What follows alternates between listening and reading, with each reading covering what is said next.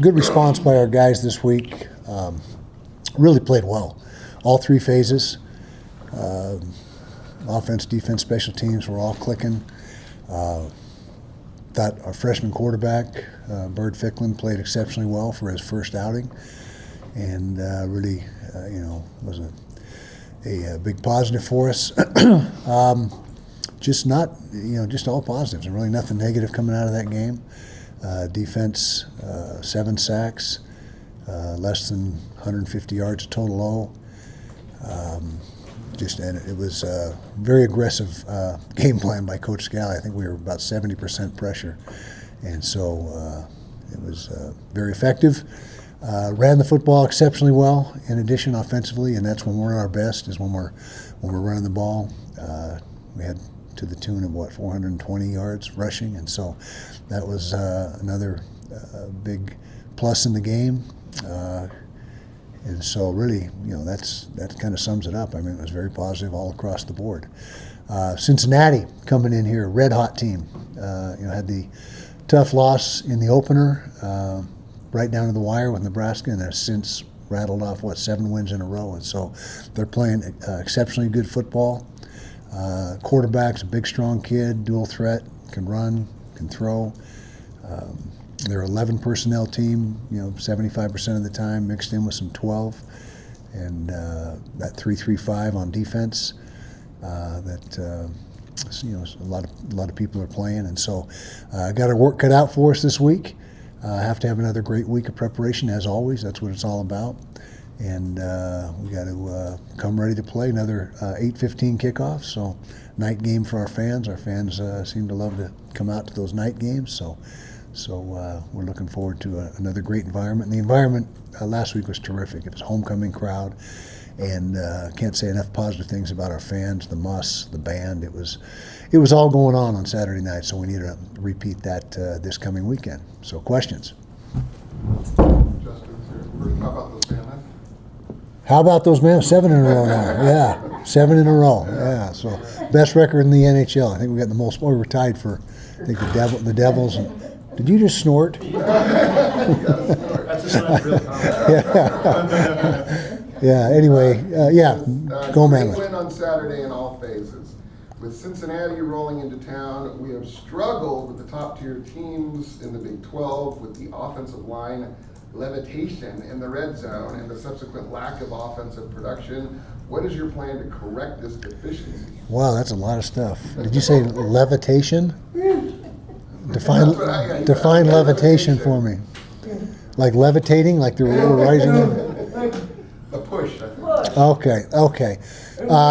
Well, we fare, again, good teams is, there's typically, it's tougher matchups. Not that that's an excuse, but good teams are good teams for a reason. I mean, they're good football teams, but I think this year we've had 6 really good ball games and twice where we didn't play our best.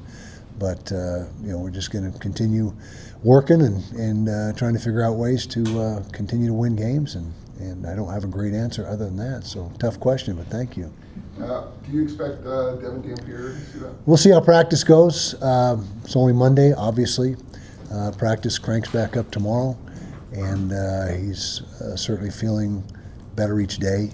But really, we'll just have to see how he progresses and where that goes. And if he's not ready, then we know Bird is ready to go again if he needs to be. Over the course of your long career, leave all the names out of it, but there may have been times where you started a quarterback who wasn't anywhere near 100% because you thought that player could go and was still way better than anybody else you could have put out there. Mm-hmm. Did Bert Ficklin change your idea maybe what would be possible if Devin Dampier isn't 100%? Do you think you can see him performing at a level now where maybe it would make sense either in the middle of a game or before a game to pivot him? Well, I think the bottom line is, and always will be, which quarterback, which player for any position for that matter gives you the best chance of winning. And if a 90% Devin Dampier we feel gives us a better chance than 100% Bird, I'm not saying it's just an example. Then we go with the guy that we think is gives us that best shot. And so, I can tell you we got a lot of confidence in Bird, especially after what we saw on Saturday night. But Devin is still QB1. Make no mistake, there's no QB controversy or of any sort, and we'll just have to measure Devin's progress day by day and see where he ends up. And it's going to be, pretty much he's got a lot of input, and he's an experienced vet. And Saturday night he just says, "Hey, I'm just not feeling it. I'm ready if you have to have me." He was ready for an emergency situation if it came to that. But we'll lean on Devin a lot to figure how he's feeling, and he's going to do what's best for the team. Devin's a team guy, and so we'll just see how things progress. Last season, when you guys had a quarterback injury, it seemed to be like a snowball effect in terms of adversity, where just everything started going wrong. But this year, specifically with Saturday's game, it seemed like the team kind of rallied and showed a lot of resilience, and you ended up having one of your best performances, not only this season, but the past three seasons on offense and defense. What does it say about kind of the mental toughness of this group that they were able to respond to Dampier going out and kind of step their game up, especially after a loss the week earlier? Yeah, it says a lot, and also a lot about our leadership on the football team. We've got great leadership on this team. Our captains have done a phenomenal job all season long, and we announced to the team after warm-ups, hey, it's Bird's show. We got to support him and rally around him, and they were fired up about that. The opportunity to help him out and be at our best, and so compliments and kudos to the team for doing just that. For being able to rally around the replacement quarterback and play like we did. I mean, we played as well as we've played in a long time. Kyle, College game day is coming to town for this matchup. Just walk me through how, I guess, getting a national show like that. Obviously, Big Noon has been here multiple times for multiple games this year. I guess, just as a head coach, how do you kind of navigate, having that national attention, and does it create the possibility for any distractions during the week? I mean, just walk me through that. Well, that's the thing you want to avoid is distractions, and those shows, they do a good job of not really being a distraction for your guys. I mean, the biggest distraction is guys just knowing that they're on the center stage and having those guys come to town. So, but they're very non-invasive, and for the players especially, and they get it.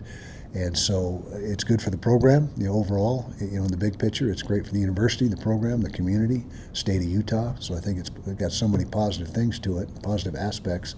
And as a coach, you just try to, early in the week, make sure that your guys understand that, hey, they're here, but it's business as usual, and we don't approach it any differently as far as our preparation. And that they got to be able to block out the noise and not get caught up in it, because we got a game to play and we got to prepare and go through our paces just like we always do. Coach, you mentioned the 71% pressure rate in the game. I would be curious. I said around 70%. Around 70. Yeah. I knew. I saw it was 71. Who said that? PFF. Yeah, I think they added some simulated pressures in there, and then also in short yardage when you fill the gaps up, it's not really a pressure, but anyway. Okay. 93% of statistics are made up on the spot, and so there you go. Okay. How do you build off of a performance like that, where you have so much pressure and you got to maintain that the rest of the way? Yeah, well, each week is different, and so you're not going to be able to get away with that much pressure in certain weeks, or nor do you want to try to. And so Coach Scally does a masterful job, as does all three of our coordinators, of putting together plans and things that we feel give us the best chance to succeed, and what fits that particular week, and what a certain team is susceptible to, what they're good at handling. I mean, we do all kinds of breakdowns, computer breakdowns as far as the quarterbacks we're facing, how do they handle 3-man rush, 4-man rush, 5-man rush, and so forth, and that gives us a lot of direction on how to go about putting the game plan together. But it's a week-to-week thing, and some weeks this is probably the highest dose of pressure I can ever remember us applying, and it kind of snowballed. You talk about things snowballing. The more we blitzed, the better it got, and so we just kept on doing it and continued to work. So that was definitely the right move this past week. What impressed you most about Bird, maybe even during the week, and how he prepared? His composure and his he's just unflappable. Nothing bothers him, and he is an intelligent young man, extremely intelligent. He's got pretty much the whole offense at his disposal, and that's saying a lot for a true freshman. And he's so athletic. That's another thing. It's something that is so makes him so difficult to defend, and such a so much upside as a quarterback. He's so athletic. He's fast. He's quick. He can make people miss. He's tough. He can take hits, and he's got a really good arm. His arm talent was not really on display Saturday night like it really is. Most days in practice. I mean, he's got great accuracy and a strong arm. Wasn't real sharp in the throw game. His numbers were just okay throwing the football. But as he gets more time and down the road in the future, I think you're going to realize that he's got a really good, accurate, strong arm in addition to his athleticism. Kyle, I'm curious about your thoughts on, Bird and Larry Simmons seems to have, a great connection. There was a couple of times where, they were on the same page last night or on Saturday. And also, in that West Virginia game, Bird had that deep shot to Larry. How have the two of them maybe, worked together through this process as the season has went on? I think that's probably more coincidence than anything. I don't think there's any concerted effort or any special bond that he and Larry have. I think it's just a matter of, like I said, Larry being in the right place at the right time, had the right route called, and Bird looking in the right location. So I wouldn't put it any more than that, as far as that goes.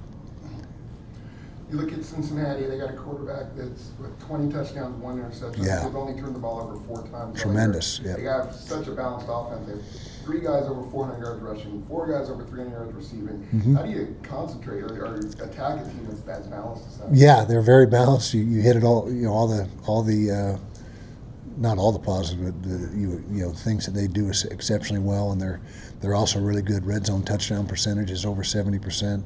Balanced, as you say, nearly 200 yards rushing and about 280 or 90 throwing, scoring nearly 40 points a week, and they can hurt you different ways. But maybe the biggest RPO team that we faced as well. They really lean heavily on the RPOs, and so Coach Scally and the defense has their work cut out for them. But I got no doubt that we'll have a good plan, and it's just a matter of going out and executing. But they present problems. There's no doubt about it. They're one of the best offenses in the league. 2 more, Steve, DJ. Coach, we didn't really get to ask you last week about him, but your thoughts on just Coach Prime and the job he's done there in Colorado? Terrific job, and he has brought that program back into national prominence. They're sold out every week. They got great crowds there. What he did last year, had a terrific year last year. They're not where they want to be this year, I'm sure, but he has just injected all kinds of passion, energy, enthusiasm into the program, and that's who he is. He exudes that. I mean, with his personality and the way he goes about his business, and so can't say enough good things about what he's doing there. Can you talk about Cincinnati's run defense? Because obviously you guys have an elite rushing attack. Haven't really studied that yet. As I say every week in the press conference, I start with their O, and I get to the defense by about this evening. So. In that case, switching gears. Okay.